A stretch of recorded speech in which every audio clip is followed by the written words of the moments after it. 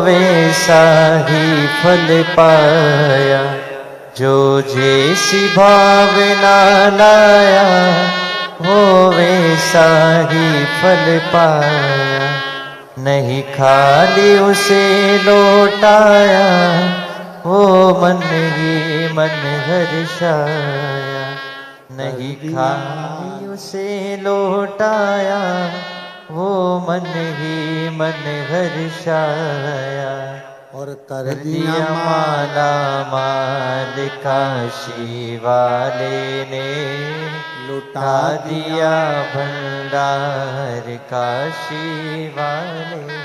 शिव कृपा से, शंकर की उदारता से बेटी लिख रही है कि हम जो बाबा से कहते हैं, एक लोटा जल हम लोग अपने शिवलिंग पर चढ़ाकर जल को हम पौधे में समर्पित कर देते हैं गुरुदेव, पर बाबा से जो कहते हैं बाबा वो हमको दे देगा। आप दिल से उसकी आराधना करते हो, दिल से प्रार्थना करते हो, दिल से उसको कहते हो, तो वो दिल से देता भी है। क्यों ना देगा? बस अपने हृदय से आप शिव को भजो। देवराज नाम का ब्राह्मण अच्छे कर्म से दूर था, अच्छा कर्म नहीं कर पाता, कभी ना भजन किया, ना कभी स्मरण किया, ना कभी कीर्तन किया। आप दिल से जहां बैठकर, जैसे बैठकर उसको भजते हो, वो दिल से स्वीकार करता है। दिल से भजो उसको।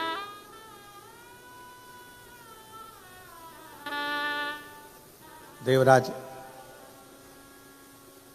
मंदिर गया ही नहीं, कभी उसने शंकर के शिवलिंग का दर्शन ही नहीं करा, कभी देखा ही नहीं शिवलिंग को।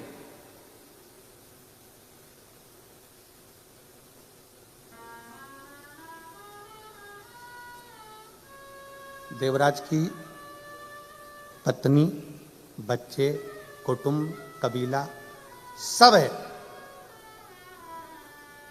पर संगत का एक ऐसा असर पड़ गया कि देवराज एक वैश्या का संग पकड़ गया और उस स्त्री ने कह दिया, सुनो देवराज, मुझे एक स्वर्ण हार चाहिए।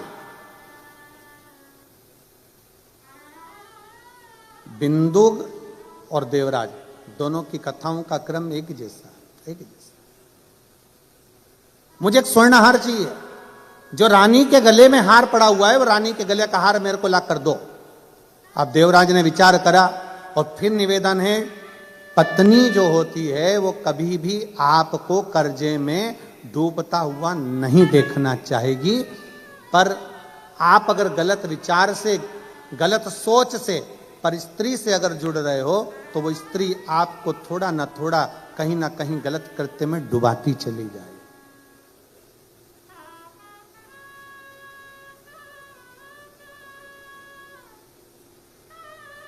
वो डुबाती चली जाए।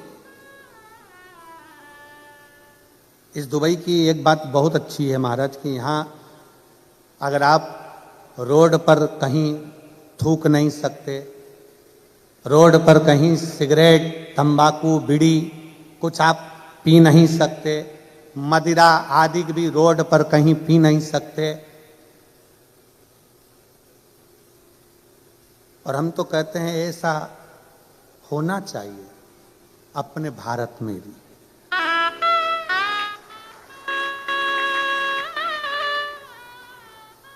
जहां मर्जी पड़ी वहां थूक दिया, जहां मर्जी पड़ी वहां बैठकर सिगरेट बीड़ी पी लिया, जहां मर्जी पड़ी वहां बैठकर मदिरा का पान कर लिया। दुबई की ये, यूएई की ये बात सबसे अच्छी है कि कहीं ना कहीं व्यसन को, क्राइम को कोई गलत सोच कर कर आता है, कोई गलत विचार कर कर आता है, तो कम से कम इस भूमि पर इन चीजों पर कंट्रोल करा गया है, इन चीजों पर कंट्रोल करा गया। और हमने देखा रात्रि के समय पर भी बेटियां गाड़ियां चला रही हैं, घूम रही हैं, जा रहे हैं, आ रहे हैं। तो हमने पूछा हमारे को लेकर आ रहे यजमान महोदय से कि हमने कहा ये यहाँ पर सेफ्टी बहुत है? तो कहा गुरुजी ये दुबई है, यहाँ पर कोई किसी को कुछ अपशब्द नहीं बोल सकता, कोई किसी से झगड़ा नहीं कर सकता और कोई किसी के लिए गलत दृष्टि या गलत विचार नहीं रख सकता।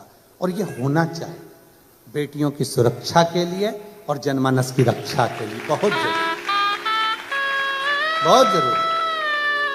हर हर महादेव, ये बहुत जरूरी और होना चाहिए।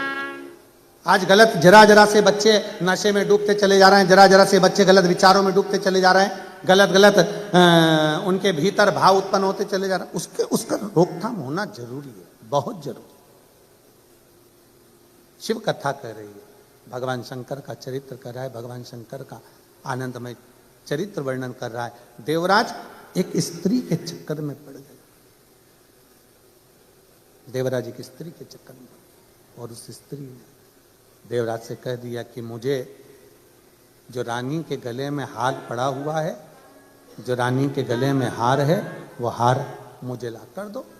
अब देवराज विचार करा कि वो हार लाकर दूं तो दूं कैसे, चोरी ही करना पड़ेगी।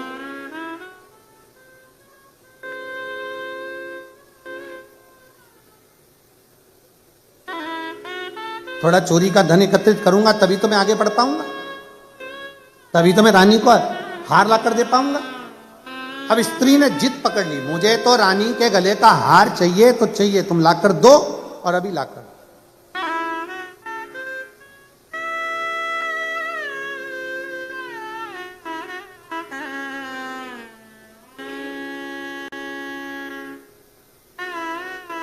अब कभी कभी कोई कोई व्यक्ति ऐसा होता है कि जिद पकड़कर बैठ जाता है। जैसे एक व्यक्ति नाई की दुकान पर गया, खबास की दुकान पर, और नाई की दुकान पर जाकर बैठ गया, और नाई की दुकान पर बैठा और नाई आया कैंची लेकर, कंघा लेकर बाल काटने के लिए।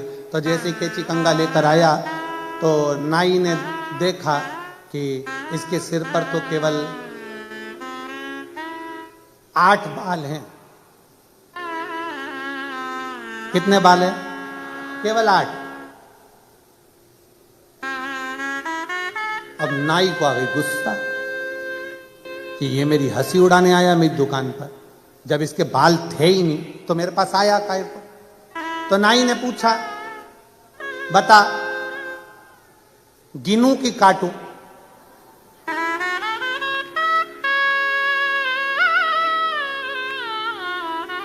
अब नाई पूछ रहा है, बता जल्दी से, गिनूं कि काटूं?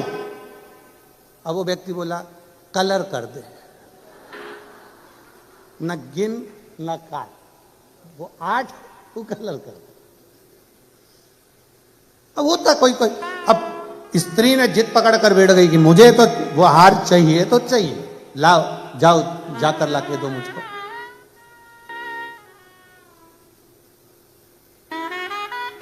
अभी की अभी जाओ और मुझे हार लाकर दो। अब कभी कभी कोई जिद्दी हो जाता है, कोई कोई उल्टी सोच रख लेता है, कोई कोई गलत विचार रख लेता है, सब चीज चलता रहता है जीवन में। एक हमारा सुंदर चरित्र आता है श्रीमद् भागवत कथा में कि आत्मदेव की जो पत्नी थी धुंधली, वो भी उल्टे विचार की थी, गलत सोचती, गलत विचार रखती, बिल्कुल उल्टा विचार रखती। कभी कभी हो जाता है ऐसा, गलत विचार रख लेते, उल्टा सोच रख लेते। एक पति की पत्नी थी, वो भी बड़ी उल्टी चलती थी, बहुत उल्टी। पति कहता आलू की सब्जी बना तो वो दाल बनाती थी, पति कहता मक्का की रोटी बना तो गेहूं की रोटी बनाती थी, पति कहता पीली साड़ी पहन तो वो नीली पहनती। बड़ी पति बड़ा दुखी था, सालों निकल गए, पति के 40 साल शादी में निकल गए। आखिरी में एक दिन पति बड़ा दुखी हो गया। और कभी कभी ऐसा नहीं है कि जिंदगी में टेंशन नहीं आता, 40 साल के बाद पति को दुख आया और पति अपने गुरुजी के पास गया, गुरुजी मेरे पिताजी मरे, उनका श्राद्ध नहीं हुआ, मेरी माँ मरी, उसका श्राद्ध नहीं हुआ, ना पिंडदान करने देती है ना श्राद्ध जिमाती है, मैं मेरी पत्नी से बड़ा दुखी हूं, मैं मेरी पत्नी से बड़ा दुखी हूं। गुरुजी ने पूछा हुआ क्या? जब मैं पिंडदान का बोलता हूं वो कहती है तुम्हारे बाप कौन सा अच्छा काम करके गए जो उनका पिंडदान करा जाए, करने नहीं देती। अब तुम बताओ कि मैं क्या करूं? गुरुजी ने कहा एक काम कर, तू उल्टा चल। अब पति ने पूछा मैं उल्टा कैसे चलूं? कह देना श्राद्ध आए हैं, पिताजी का श्राद्ध नहीं करेंगे। हर चीज में तो उल्टा चल। उसने कहा ठीक है, चल के देखता हूं। आज घर पर गया और पत्नी को आवाज लगा कर गया, सुनो कल पिताजी का श्राद्ध है पर अपन नहीं करेंगे। पत्नी जूड़ा कसती कसती आई, कैसे नहीं करेंगे, तुम्हारे 10-20 पिताजी थे, जरूर करेंगे।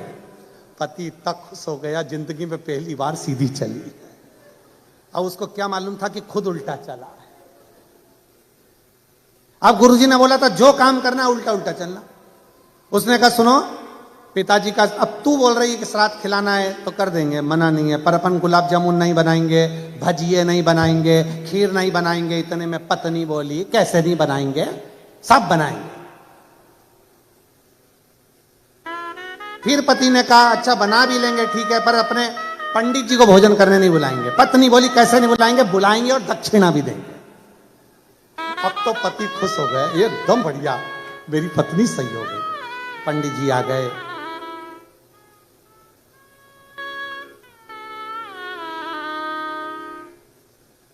खाने के लिए बैठ गए। अब पंडित जी को क्या मालूम था कि इसको भोजन करने बैठना है तो उल्टा चलना है।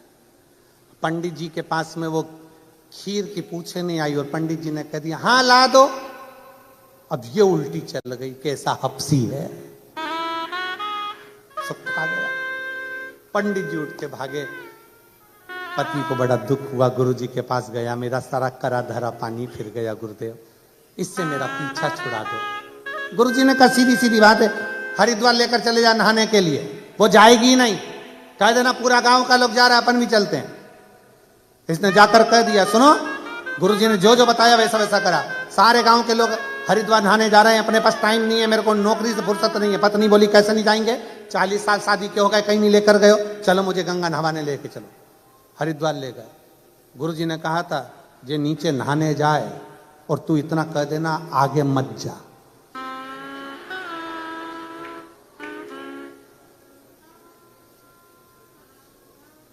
ये गंगा नहाने जा, तू कह देना आगे मत जा। और ये नहाने के लिए नीचे गई गंगा जी में, और पति चिल्लाकर बोला आगे मत जाना। पत्नी की बोली जाऊंगी जा। और जो आगे गई और गंगा जी में बह गई। इसने जेब में से नारियल निकाल के गंगा जी में छोड़ने वाला था, इतनी देर में इसने देखा कि पत्नी ने गंगा जी की चेन पकड़ी, बच गई। और गुरुजी ने कहा था जब चेन पकड़ ले तो कह देना जम के पकड़। और इसने चेन पकड़ी और उसने कहा जम के पकड़, इसने कहा नहीं पकड़ना जा। जो छोड़ी पानी में बह गई। अब पति जेब में से नारियल निकाल के गंगा मैया ले जाए इसको, गंगा मैया ले जाए इसको, गंगा मैया ले जाए। ऐसी जिद किस काम की महाराज।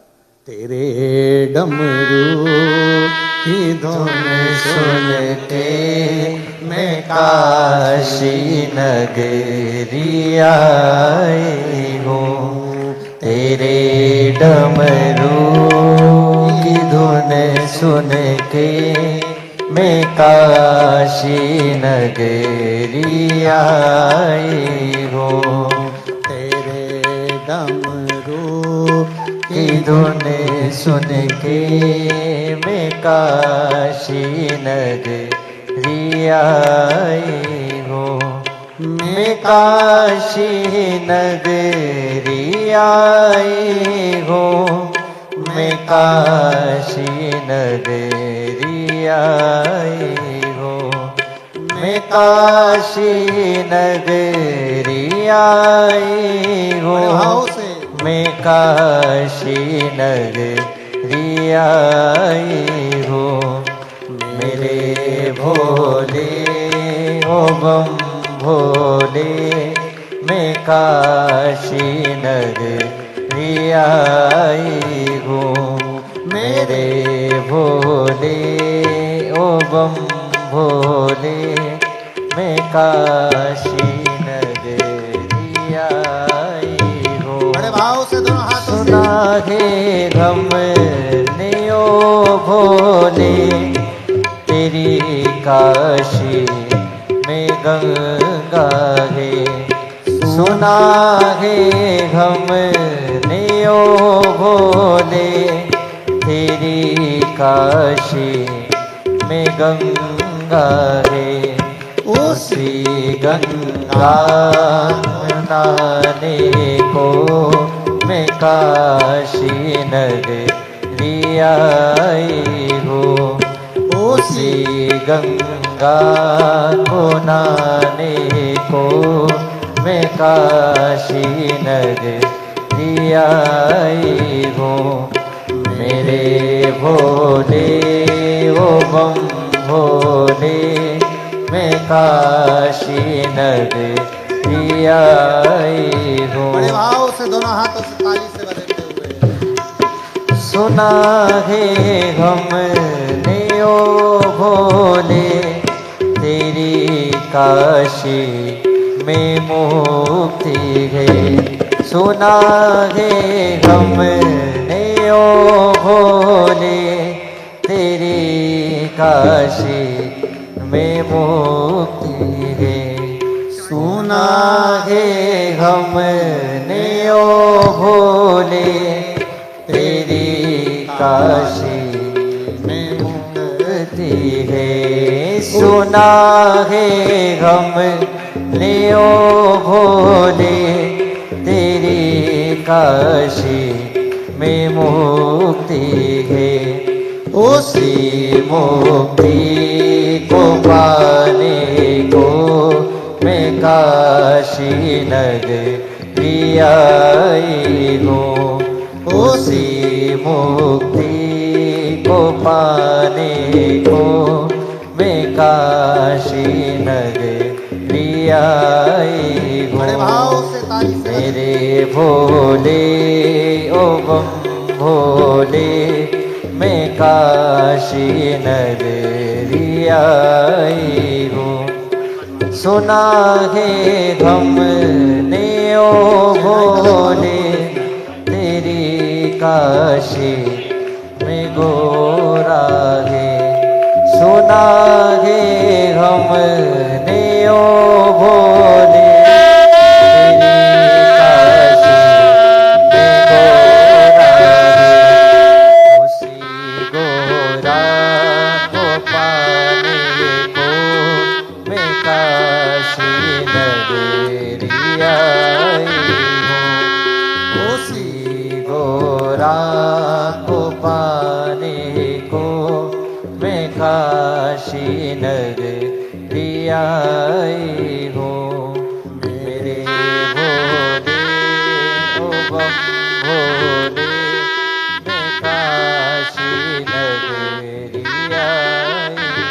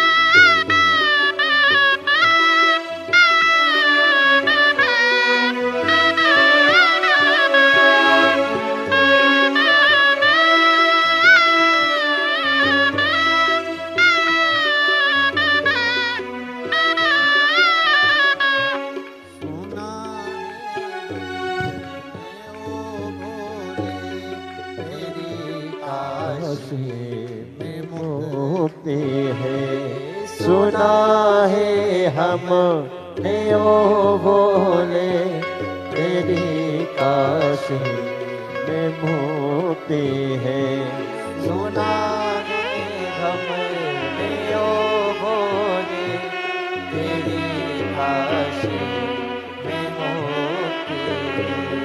सुना है हमने ओ भोले तेरी काशी में मुक्ति है।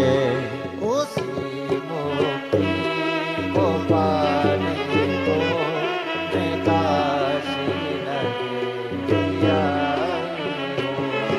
उसी मुक्ति को पाने को मैं काशी नगरी आई हूँ। मेरे भोले ओ बम भोले मैं काशी नगरी आई हूँ। मेरे भोले ओ बम भोले मैं काशी नगरी आई हूँ। मैं काशी नगरी आई हूँ। मैं काशी नगरी महादेव है। अपने स्थान पर बैठकर भगवान शिव जी से अपने मन की बात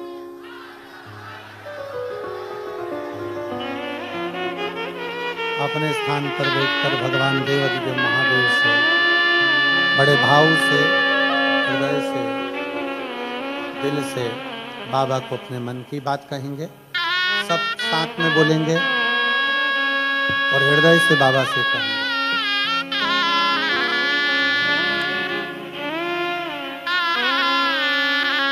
श्री शिवाय नमस्तुभ्यं। श्री शिवाय नमस्तुभ्यं।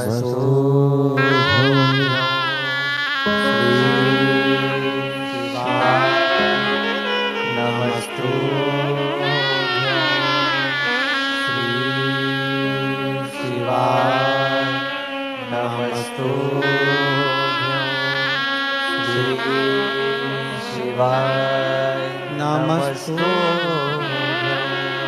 भोला सब दुख काटो भारा। ओ भोला सब दुख काटो भारा। शिव शंकर जपूं तेरी माला। भोले बाबा जपूं तेरी माला। भोला सब दुख काटो भारा। ओ भोला सब दुख काटो भारा। देश है मंगल मंगलकारी। देश है मंगल मंगलकारी। शमशान वासी हमारा। शमशान वासी हमारा। ओ भोला सब दुख काटो मारा। ओ भोला सब दुख काटो मारा। भगवान देवाधिदेव महादेव शिव का चरित्र कह रहा है। भगवान शंकर की पावन कथा कर रही है। देवराज गलत व्यसन में गलत जगह पर डूब गए।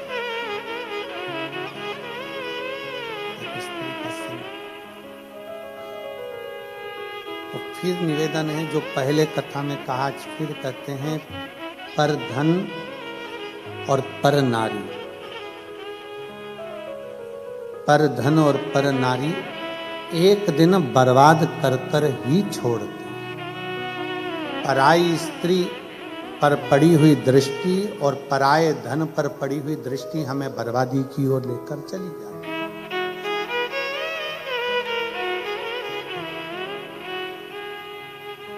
पर धन और पर नारी हमें गलत मार्ग की ओर लेकर ही जाएंगे और एक दिन डुबा कर ही मानेंगे, निश्चित है। शिव कथा कर रही, शिव महापुराण का चरित्र कर रही।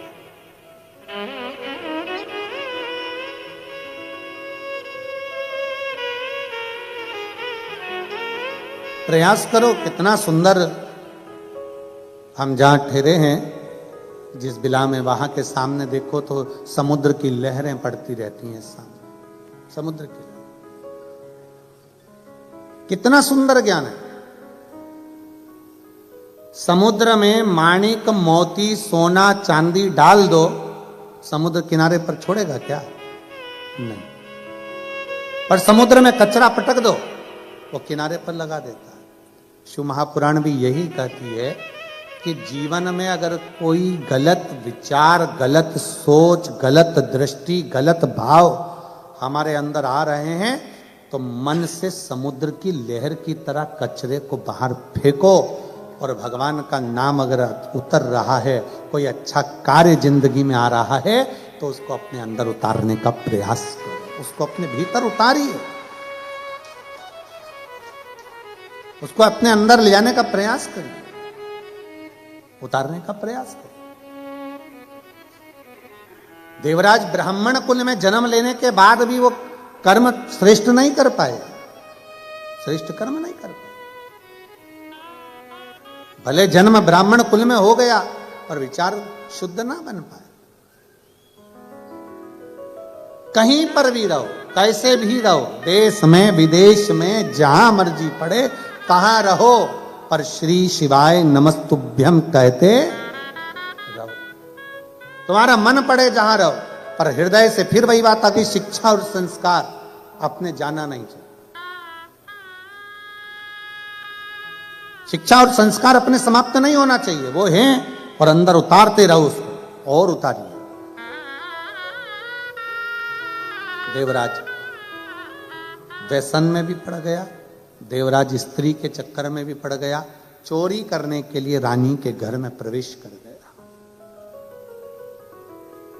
और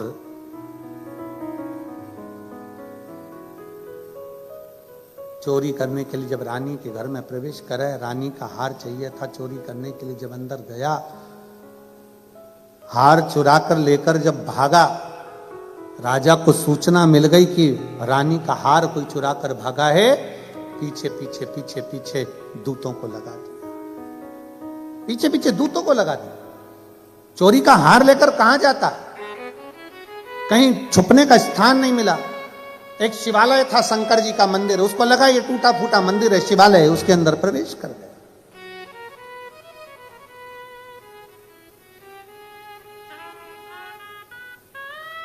और उसको क्या मालूम था कि शंकर के मंदिर में अगर भूलवश भी अगर कोई पांव रख दे, शंकर के मंदिर में अगर कोई भूलवश भी चला जाए तो उसका फल क्या है, ये उसको अंदाजा नहीं था।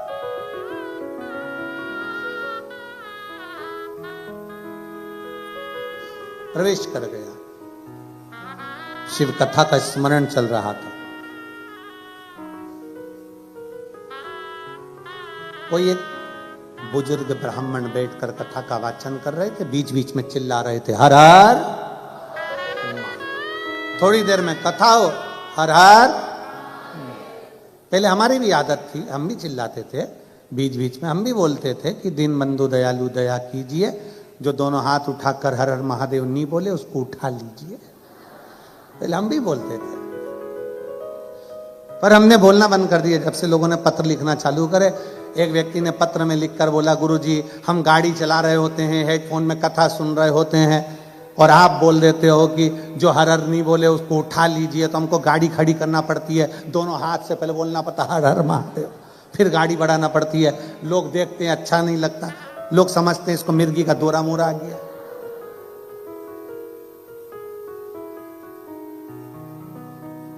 इसलिए हमने ये सब बोलना धीरे धीरे बंद कर दिया। अब बोलना बंद कर। अब ज्यादा तेज तेज हम हर हर महादेव ही नहीं बुलवाते, क्योंकि पास में कोई बेचारी सो रही है जबकि में, और तुम इतनी तेज चिल्ला दिए तो एकदम उसको सदमा लग जाता।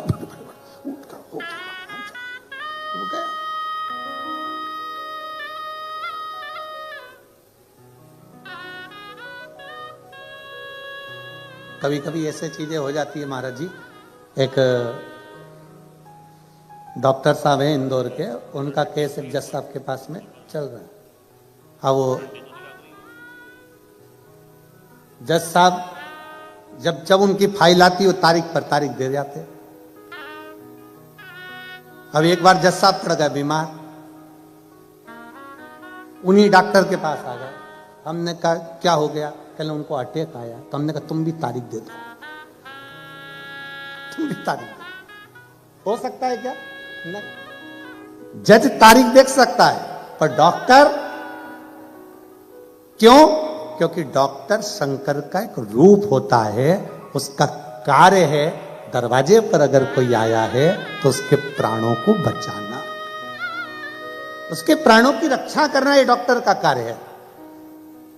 शंकर का कार्य क्या है? सारे देवता मिलकर जो कार्य नहीं करते वो मेरा देव अधिदेव महादेव करता है। अकाल मृत्यु वो मरे जो काम करे चंडाल कर, काल उसका क्या बिगाड़े जो भक्त हो महाकाल का। शिव का कार्य है क्या?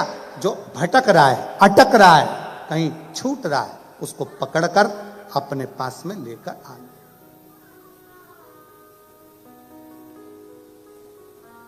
शंकर भगवान का कार्य क्या है?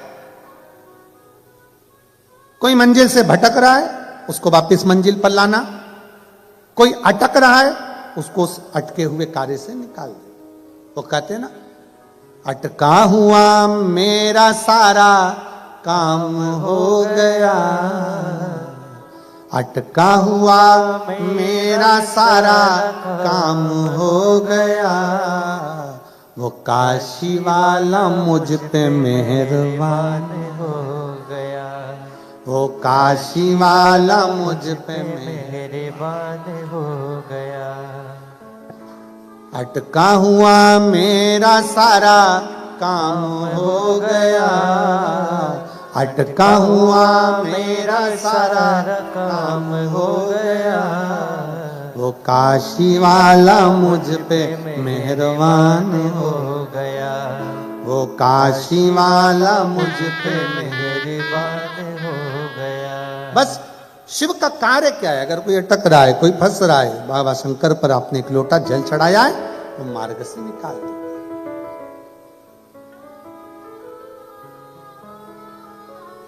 अभी वो जीजी आई थी, वो कह रही थी गुरुजी मंदिर के अंदर जाकर लोटा भर के जल चढ़ा नहीं सकते, इसलिए हम घर में ही मट्टी का शिवलिंग का निर्माण कर कर बाबा को एक लोटा जल चढ़ा देते हैं और बाबा हमारे जल को स्वीकार कर कर हमारा कार्य कर देता है।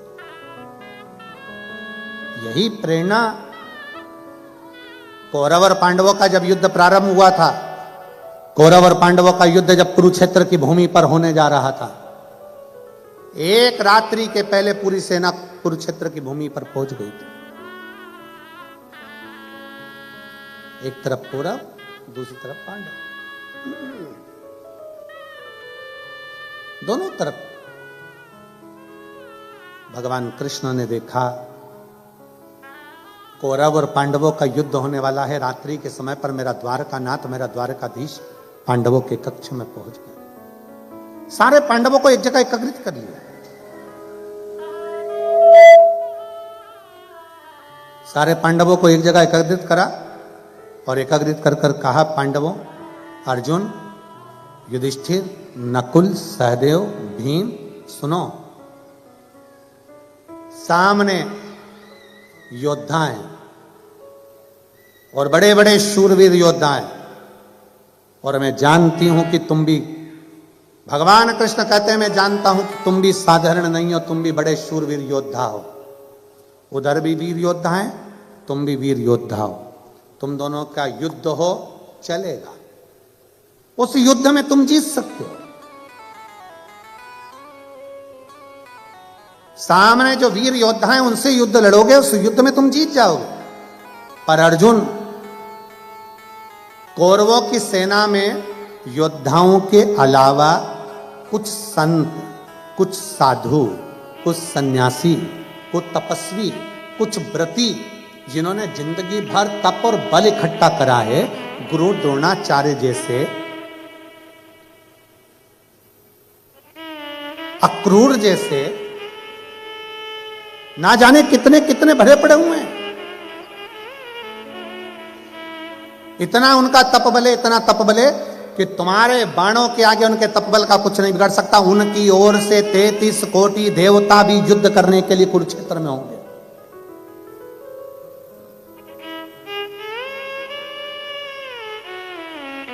जब वो युद्ध लड़ेंगे, उनकी ओर से 33 कोटि देवता युद्ध लड़ने के लिए होंगे। अर्जुन ने पूछा तो फिर करना क्या है? आप जो बोल दोगे हम वो कर लेंगे।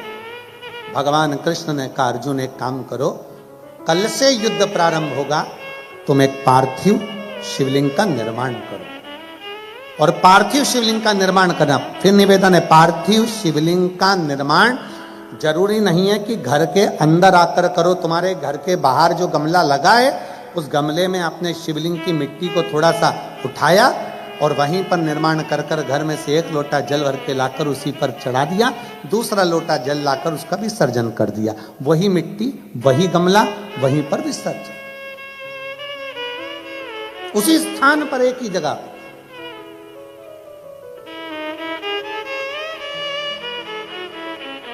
शंकर भगवान से सरल भक्ति किसी की नहीं है।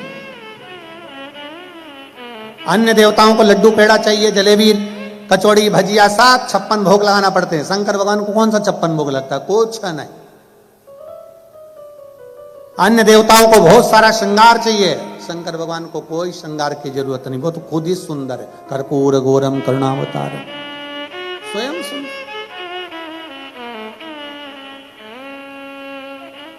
दुनिया के देवताओं के लिए हजारों लाखों दीप जलाना पड़ते हैं। शंकर भगवान को दीपक लगाओ तो ठीक, ना लगाओ तो ठीक, वो देखते ही नहीं, क्योंकि उनके सिर पे पहले से चंद्रमा बैठा हुआ है। उनको क्या करना? जिसके खुद के जनरेटर है उसको लाइट से क्या मतलब? आए तो ठीक है, ना आए तो ठीक है।